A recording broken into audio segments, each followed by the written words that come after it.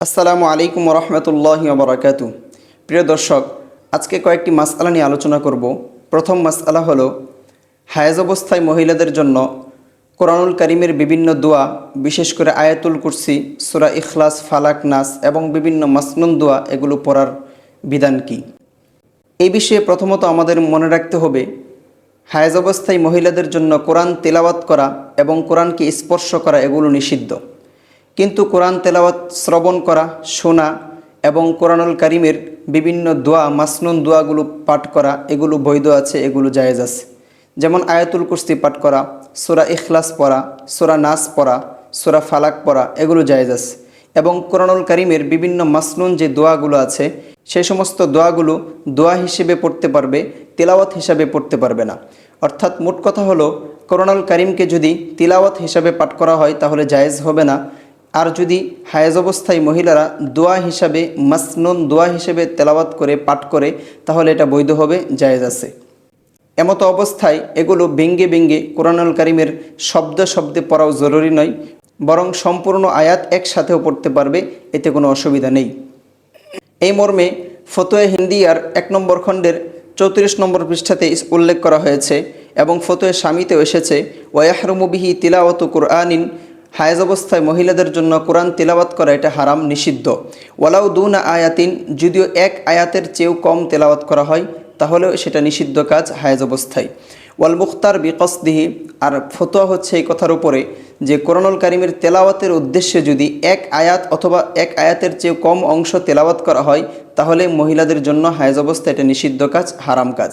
তবে যদি ফালাও কসাদাত দোয়া আউই সানা আউই ইফতিতাহি আমরিন আউই তালিমি ওয়ালাক্কানা কালিমাতান হাল্লা ফিল আসহি, তবে যদি কোনো ব্যক্তি দোয়া হিসাবে কোরআনুল কারীমের বিভিন্ন আয়াতকে তিলাওয়াত করে অথবা সানা হিসাবে আল্লাহ তাআলার প্রশংসা হিসাবে তেলাওয়াত করে আলহামদুলিল্লাহি রব্বিল আলামিন বলে, অথবা তাসবিহ তাহলিল পড়ে, অথবা আল্লাহ পাক রব্বুল আলামিনের নামের মাধ্যমে বিসমিল্লাহির রহমানির রহিমের মাধ্যমে কোনো কাজকে শুরু করে, তাহলে এমতো অবস্থায় এগুলো জায়েজ আছে, এগুলো পাঠ করাতে কোনো অসুবিধা নেই। আজকের দ্বিতীয় মাসআলা হলো মহিলাদের জন্য হায়েজ অবস্থায় গোসল করার বিধান কি। গোসল করা কি জায়েজ আছে? এর উত্তর হলো জি হ্যাঁ, মহিলাদের জন্য হায়েজ চলাকালীন গোসল করাতে শরঈ দৃষ্টিকোণ থেকে কোনো অসুবিধা নেই, কোনো সমস্যা নেই। বরং নিজেকে পরিষ্কার রাখা, পরিষ্কার পরিচ্ছন্ন থাকা এটা ঈমানের একটি অংশ। পরিষ্কার পরিচ্ছন্ন থাকা এটি উত্তম কাজ, এটিকে মুস্তাহসান বলা হয়েছে, ভালো কাজ। কাজেই মহিলাদের জন্য হায়েজ চলাকালীন গোসল করাতে কোনো অসুবিধা নেই। আর কেউ যদি গোসল না করে তাতেও কোনো অসুবিধা নেই, কোনো গুনাহ হবে না। তবে আমরা বলবো, যেহেতু মানুষের শরীর গরমাক্ত হয়, ঘেমে যায় এবং দুর্গন্ধ তৈরি হয়, এজন্য গোসল করে নেওয়াটাই উত্তম হবে, যাতে করে অন্যের কষ্টের কারণ না হয়। আশা করি এই মাসআলাটিও সকলের বুঝে এসেছে। আজকের তৃতীয় মাসআলা হলো মহিলারা হায়েজ চলাকালীন অবস্থায় নামাজের সময় কি করবে। এই প্রশ্নের উত্তর হলো মহিলাদের জন্য হায়েজ চলাকালীন অবস্থায় প্রত্যেক নামাজের ওয়াক্তে তারা উজু করে জায়নামাজে বসে তাসবিহ তাহলিল, দোয়া দরুদ এবং বিভিন্ন জিকির আজকার তারা পড়তে থাকবে।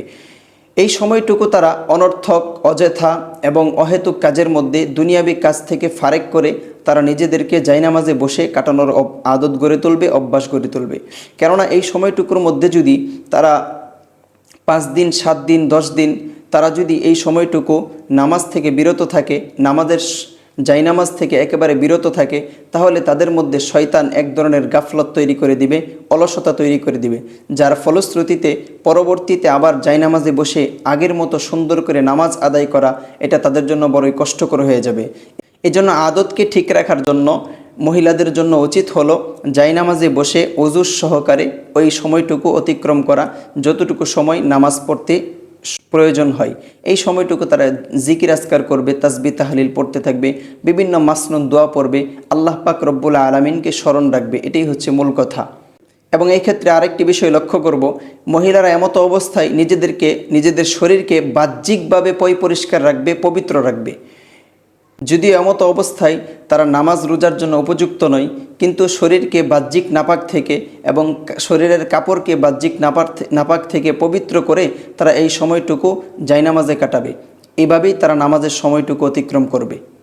আজকের চতুর্থ মাসআলা হলো হায়েজ চলাকালীন অবস্থায় যদি স্বামী স্ত্রী ভুলবশত অথবা কোনো কারণে মেলামেশা করে ফেলে, গোপন মেলামেশায় লিপ্ত হয়, সঙ্গম করে ফেলে, সেক্ষেত্রে তাদের করণীয় কী?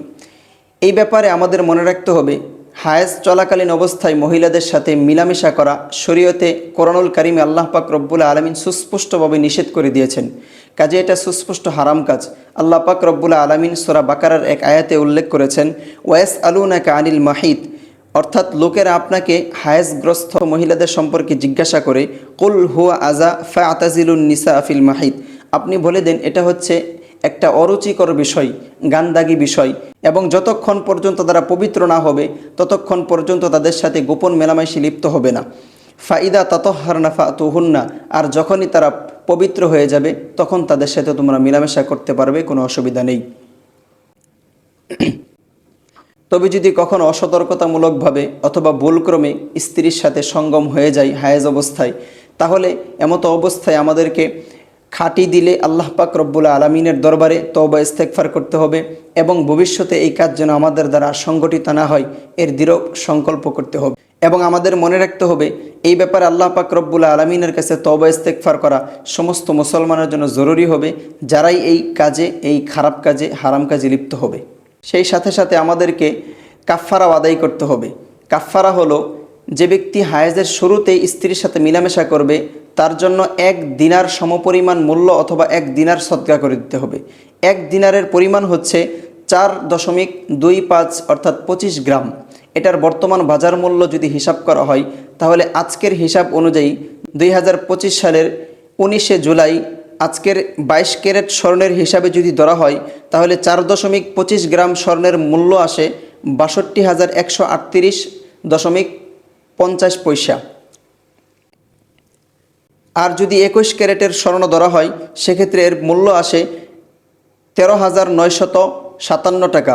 আর যদি 18 ক্যারেট ধরা হয় সেক্ষেত্রে এর মূল্য আসে 11,964 টাকা।